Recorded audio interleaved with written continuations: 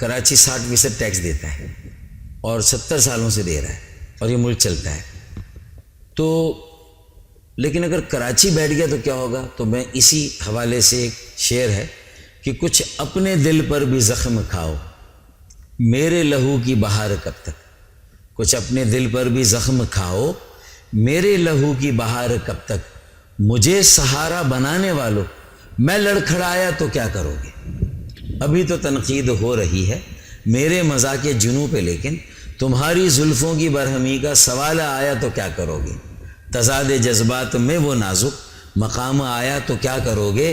میں رو رہا ہوں تم ہنس رہے ہو، میں مسکرایا تو کیا کرو گے.